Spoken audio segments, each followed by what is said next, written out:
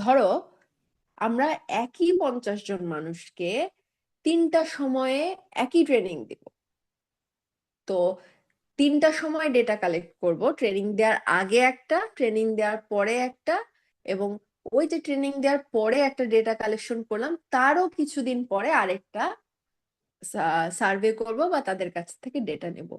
তো এই 3টা টাইমে ট্রেনিং দেওয়ার ফলে তাদের ইকোনমিক স্টেটাসে পরিবর্তন হলো কি হলো না, আহ, আগের চেয়ে পরের কোনো ডিফারেন্স হলো কি হলো না, সিগনিফিকেন্ট ডিফারেন্স আসলো কি আসলো না তাদের মধ্যে, এই জিনিসটা আমরা দেখব। তো কিভাবে দেখব? নর্মালি ডিস্ট্রিবিউটেড ডেটার ক্ষেত্রে এটা আমরা দেখি রিপিটেড মেজার্স আনোভার মাধ্যমে। ঠিক আছে? তাহলে 3টা টাইমে একই মানুষজনের উপরে একটা ট্রিটমেন্ট দিব, মানে একটা ট্রেনিং এর ফলে 3টা বিভিন্ন সময়ে তাদের মধ্যে কোনো পার্থক্য হলো কি হলো না ওই ট্রেনিংটা দেওয়ার ফলে, সেটা যখন আমরা দেখতে চাবো সেটা দেখবো রিপিটেড মেজার্স আনোভার মাধ্যমে। দেখো এখানে যদি আমার ডেটাটা একটু দেখি, যে প্রি টেস্ট মানে ট্রেনিং দেওয়ার আগে যে তাদের ইকোনমিক অবস্থা, ধরো যে এটা একটা ভেরিয়েবল। তারপর ট্রেনিং দেওয়ার পরে পোস্ট টেস্ট, এবং তারও এই পোস্ট টেস্ট করার 3 মান্থস পর আবার একটা ডেটা নিয়েছি। তাহলে ট্রেনিং দেওয়ার আগে একটা ডেটা নিয়েছি, ট্রেনিং দেওয়ার পরে একটা ডেটা নিয়েছি, এবং এই ডেটাটা নেওয়ার 3 মাস পর আরেকটা ডেটা নিয়েছি। আমরা দেখতে চাচ্ছি এই ট্রেনিংটার ফলে এই সময়ের সাথে এই সময়ের প্লাস এই সময়ের সাথে এই সময়ের কোনো সিগনিফিকেন্ট ডিফারেন্স আছে কিনা। কিভাবে দেখবো? অ্যানালাইজে যাব, জেনারেল লিনিয়ার মডেলে যাব। এই যে ইউনিভেরিয়েট যখন সিলেক্ট করেছিলাম তখন সেটা ছিল সরি 2 ওয়ে অ্যানোভা, আর এখানে যখন রিপিটেড মেজার্স, জেনারেল লিনিয়ারে যে রিপিটেড মেজার্স এর যে যখন আমরা সিলেক্ট করব তখন এটার মাধ্যমে আমরা রিপিটেড মেজার্স অ্যানোভা দেখতে পারবো। তাহলে আমরা কয়টা লেভেলে দেখতে চাচ্ছি? 3টা লেভেলে, প্রি টেস্ট, পোস্ট টেস্ট এবং post test 3 months. Post test করার পর 3 মান্থ, তাহলে এখানে 3 দিব। এবং এই ফ্যাক্টরটা আসলে কি, এটা কিসের ভিত্তিতে আমরা আসলে দেখছি? টাইমের ভিত্তিতে, তাই না? 3টা ডিফারেন্ট টাইমে দেখছি, তাহলে নামটা হবে টাইম, যেহেতু টাইম 3টা ডিফারেন্ট টাইমে দেখছি, এবং নাম্বার অফ লেভেলস এ 3 দিয়ে দিব। তারপরে অ্যাড, এটা যখন এখানে অ্যাড হয়ে গেল, এখন আমরা এখানে ডিফাইন করব। ডিফাইনে আমার এখানে দেখিয়ে দিতে হবে 3টা সময় কখন কখন। তাহলে কি, প্রি টেস্ট একটা প্রথমে সিরিয়াল ওয়াইজ দিতে হবে, প্রি টেস্ট, পোস্ট টেস্ট এবং পোস্ট টেস্ট 3 মান্থস। মডেল কি? মডেল ফুল ফ্যাক্টরিয়াল। পোস্ট হক কি? পোস্ট হকে যেহেতু আমাদের এখানে কোনো ইন্ডিপেন্ডেন্ট ভেরিয়েবল বা ফ্যাক্টর নেই, সো এটার দরকার নেই। ইএম মেজার্স, আমরা দেখতে চাচ্ছি টাইমের বিভিন্ন যে ক্যাটাগরি আমরা ইউজ করলাম, 3টা সময় ইউজ করলাম, আমরা দেখতে চাচ্ছি এই 3টা সময় পারস্পরিক পেয়ার ওয়াইজ ডিফারেন্স, এই বিভিন্ন টাইমের সাথে বিভিন্ন টাইমের যে পার্থক্য আছে কিনা সেটা দেখতে চাচ্ছি। সো এখানে কম্পেয়ার মেন ইফেক্টটা সিলেক্ট করে দিয়ে এলএসডি এর জায়গায় এটা সিলেক্ট করে বনফেরনি সিলেক্ট করে দেব। কন্টিনিউ। আচ্ছা, আর অপশনসে যে descriptive estimates of effect size এগুলো দিয়ে কন্টিনিউ করে যদি ওকে করি তাহলেই আমার এটা চলে আসবে। আমরা প্রথমে ডেসক্রিপটিভ স্ট্যাটিস্টিক্সটা দেখি। দেখা যাচ্ছে প্রি টেস্টের আগে তাদের ইকোনমিক স্টেটাস ছিল, ধরা যাক, ধরে নেই যে ইকোনমিক স্টেটাসের এভারেজ ছিল 47.74। ট্রেনিংটা দেওয়ার পর যখন পোস্ট টেস্ট করি তখন সেটা হয় 55.17। তাহলে 47 থেকে 55 ডিফারেন্সটা কিন্তু অনেক বড়। এটা কিন্তু সিগনিফিকেন্ট হলেও হতে পারে, আমরা এখনো বলতে পারবো না, কারণ আমরা সিগনিফিকেন্ট টেস্টের রেজাল্ট এখনো দেখিনি।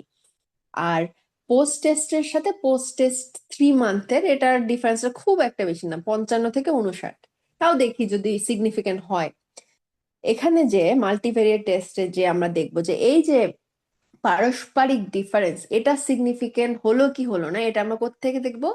এই যে উইলকস ল্যামডা, উইলকস ল্যামডাটা চেক করব যে এই যে সিগনিফিকেন্ট লেভেল, দেখো 0.000, মানে এটা 0.01, সরি কি বলছি, 5%, 1% এবং 0.1% বলেছিলাম। 3টা সিগনিফিকেন্ট লেভেলের কথা বলেছিলাম। যখন 0.000 হয় সেটা হচ্ছে 0.1% লেভেলে সিগনিফিকেন্ট। মানে কি, 99.9% ক্ষেত্রে আমরা এই রেজাল্টটাই পাবো, 0.1% ক্ষেত্রে আমরা এটা পেতেও পারি নাও পারি। তাহলে কোথায় চেক করব? উইলকস ল্যামডা, এই টেবিলটাতে এসে উইলকস ল্যামডাতে যদি দেখি, সেটা যদি এভাবে সিগনিফিকেন্ট দেখায়, এটা আমরা দেখতে পাচ্ছি 0.1% লেভেলে সিগনিফিকেন্ট, তার মানে হাইলি সিগনিফিকেন্ট। তার মানে প্রি টেস্টের সাথে ট্রেনিং দেওয়ার ফলে প্রি টেস্টে এবং পোস্ট টেস্ট গুলোতে সিগনিফিকেন্ট ডিফারেন্স আছে।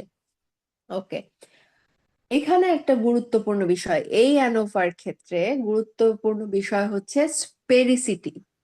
এই জিনিসটা দেখতে হয়, যদি এই সিগনিফিকেন্ট লেভেলটা 0.05 এর নিচে থাকে, তাহলে আমরা বলতে পারি যে আমরা যে ডেটা নিয়ে কাজ করছি সেটা রিপিটেড মেজার্স অ্যানোভা করার জন্য প্রযোজ্য নয়।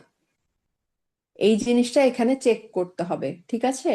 তাহলে এখানে স্পিরিসিটি টেস্ট, এটা 0.05 এর চেয়ে বড়, 0.218 হচ্ছে 0.05 এর চেয়ে বড়, তাহলে আমরা বলতে পারি যে আমরা যে যে ডেটা দিয়ে রিপিটেড মেজার অ্যানোভাটা করেছি, এই ডেটাটা এই টেস্টটা করার জন্য একদম পারফেক্ট। এখন দেখবো যে আসলে আমরা যেই ইয়েগুলো নিয়ে কাজ করেছি, বিভিন্ন ধরনের প্রি টেস্ট, পোস্ট টেস্ট এবং পোস্ট টেস্ট 3 মান্থ, এই তিনটার মধ্যে পারস্পরিক পেয়ার ওয়াইজ ডিফারেন্সটা দেখবো যে কোনটার জন্য আসলে এটা হলো। তো এই বাকি এগুলো আর দেখার দরকার নেই, এগুলো আর ততটা গুরুত্বপূর্ণ না। তাহলে আমরা এখানে শুধু দেখলাম, প্রথমটাতে দেখলাম এই যে প্রথমে ডেসক্রিপটিভ স্ট্যাটিস্টিক্স, মাল্টিভ্যারিয়েট টেস্ট এবং স্ফিরিসিটি টেস্ট, এটা দেখলাম। এখন আমরা একটু নিচের দিকে যাব, নিচের দিকে যে এই যে estimated marginal means, estimated marginal means এ যে দেখবো যে আসলে কোন ক্যাটাগরির সাথে আসলে মেইন ডিফারেন্সটা সৃষ্টি হয়েছে। এটা হচ্ছে ডেসক্রিপটিভটাই বলেছে। এইখানে দেখো টাইম 1, টাইম 2, টাইম 1 টাইম 2 কি? Pre test, post test. আর টাইম 3 হচ্ছে পোস্ট টেস্ট 3 মান্থ। তাহলে এখানে দেখা যাচ্ছে যে প্রি টেস্টের সাথে পোস্ট টেস্টের রেজাল্টটাও, মিন ডিফারেন্সটাও সিগনিফিকেন্ট, প্লাস প্রি টেস্টের সাথে post test 3 month, post test করার 3 মান্থ পরে যেই টেস্টটা করেছিলাম সেটাও সিগনিফিকেন্ট 5% লেভেলে, সরি 5% বলছি কেন, এই যে 0.1% লেভেলে সিগনিফিকেন্ট, যেহেতু এটা 0.000 আছে। কিন্তু এখানে একটা স্টার দিয়ে মূলত মিনিমামটা দেখিয়েছে 5%, স্টার আছে মানে সিগনিফিকেন্ট, কিন্তু কত পার্সেন্টে এটা আমরা এখান থেকে দেখব। তারপরে সেকেন্ড কন্ডিশন দেখি। সেকেন্ড কন্ডিশন, এটা তো আমরা আগেই দেখলাম, পোস্ট টেস্টের সাথে প্রি টেস্টের অবশ্যই সিগনিফিকেন্ট, প্লাস এই যে পোস্ট টেস্টের সাথে পোস্ট টেস্ট 3 মান্থের, আমি প্রথমেই বলেছিলাম না মিন ডিফারেন্স দেখে, যে পোস্ট টেস্টের মিন হচ্ছে 55 আর পোস্ট টেস্ট 3 মান্থের মিন হচ্ছে 59। তো এটা খুব একটা বেশি না, এই যে দেখো রেজাল্টে দেখা যাচ্ছে যে এই রেজাল্টটা সিগনিফিকেন্ট না, এই যে 0.05 এর চেয়ে বড়, তাহলে পোস্ট টেস্টের সাথে পোস্ট টেস্ট 3 মান্থের যে ডিফারেন্সটা সেটা সিগনিফিকেন্ট নয়। তাহলে আর এই পরের সিচুয়েশন, পোস্ট টেস্ট 3 মান্থের সাথে প্রি টেস্ট 3 মান্থের আগেই আমরা দেখেছি এটা সিগনিফিকেন্ট, আর পোস্ট টেস্ট 3 মান্থের সাথে পোস্ট টেস্টের কোনো ডিফারেন্স নেই। তাহলে আমাদের মেইন ডিফারেন্সটা সৃষ্টি হয়েছে কোথায়? প্রি টেস্টের সাথে পোস্ট টেস্টের, এবং প্রি টেস্টের সাথে পোস্ট টেস্ট 3 মান্থ, এই ডিফারেন্সের জন্যই হচ্ছে মেইন ভেরিয়েশনটা সৃষ্টি হয়েছে। তাহলে এটাই হচ্ছে রিপিটেড মেজার অ্যানোভা।